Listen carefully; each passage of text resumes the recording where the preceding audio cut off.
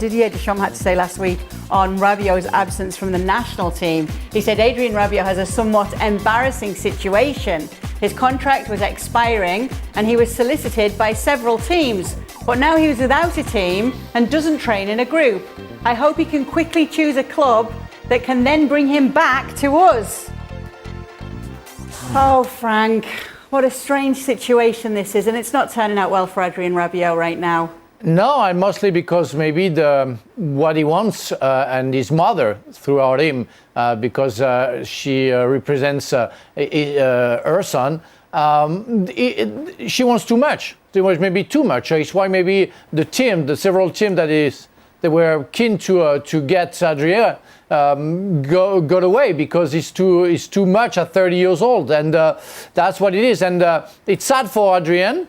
It's sad maybe for the national team, but Didier Deschamps was at the same time talking about breathing the team a little bit, meaning maybe refreshing the team. It's what he mostly wanted to say, and making players, younger player, maybe inside that squad. And maybe it's a time for Adrien Rabiot to say goodbye to the national team, because he has no club. It's not the first time that we've seen Adrien in a very strange situation because of mostly his mother choices, and that's pretty sad. This reminds me of David De Gea, doesn't it? Yeah. Well, speaking of David De Gea... No, because he's diving about in his back garden still. Well, Adrien Rabiot has actually been linked to Manchester United. There are reports and rumours out there. What do you think of that? Makes sense to me. Listen, I think Rabiot is a good player. Certainly improves on what Manchester United has. But then it comes down to the money. Now, surely if you have by all accounts, a lot of interest in the summer, but the 10 million euros or whatever it is, his mother and agent were asking for, you don't get any bites as a result. Surely you've got to drop your asking price at this point. So it just comes down to the pure numbers from a Manchester United perspective. But no question, Rabiot adds a level of quality to Manchester United that I don't think they have in abundance. What do you think, Frank? Yeah, it's going to be a plus. I know the politic of Manchester United is also to get young players, but they may be ready to have the exception to the rule. And for sure, with the experience that he has with Paris Saint-Germain and then Juventus, Adrien Rabiot will be a plus to the Red Devils. Fenerbahçe's stance on Manchester United's Antony transfer failure ahead of Turkish deadline. Antony has only managed to make a single appearance for Manchester United this season, coming on as a substitute in the 89th minute during their defeat to Brighton. Despite ongoing speculation about a potential move, Fenerbahçe has no interest in signing the Manchester United winger, Antony. The 24-year-old winger has struggled to deliver consistent results, having scored only 3 goals throughout last season. With the Turkish Super League transfer window set to close on September 13th, Fenerbahçe manager Jose Mourinho has made it clear that Antony is not a part of his transfer plans. This comes ahead of United's Europa League clash with Fenerbahçe, which is scheduled to take place next month in Istanbul. Antony originally joined Manchester United from Ajax in 2022 for a staggering fee that eventually totaled €100 million. However, his contributions since joining have been underwhelming, as he has only managed to score 11 goals across 83 appearances for the club. As a result, United has taken steps to manage its winger options, including loaning Jadon Sancho to Chelsea on a season-long deal that includes an obligation to buy. This decision was in part influenced by the fact that United currently has 4 other wingers available. Among these options, Ahmad has overtaken Antony in the pecking order for the right-wing position, which is a natural fit for a left-footed player.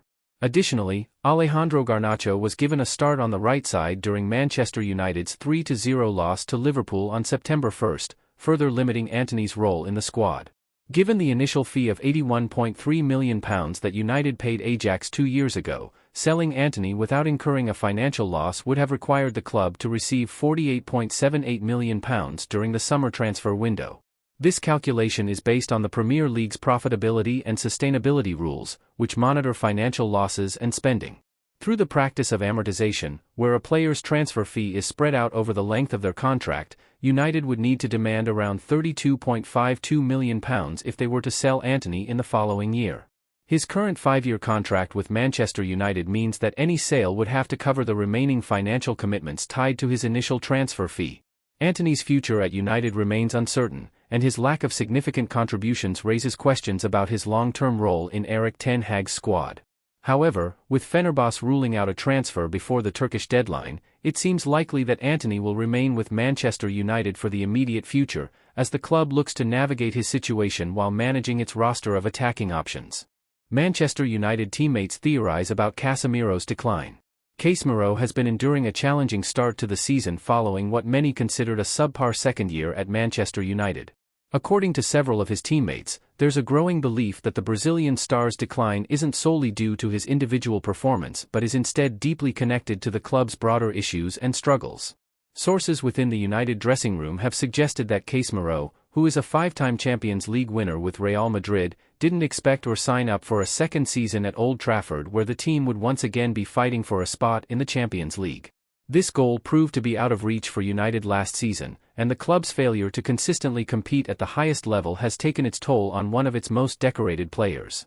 The frustrations of the previous season have reportedly weighed heavily on Casemiro, who, at 32 years old, had expected to be contending for titles rather than scraping for top-four finishes. The midfielder's recent performances have reflected this frustration.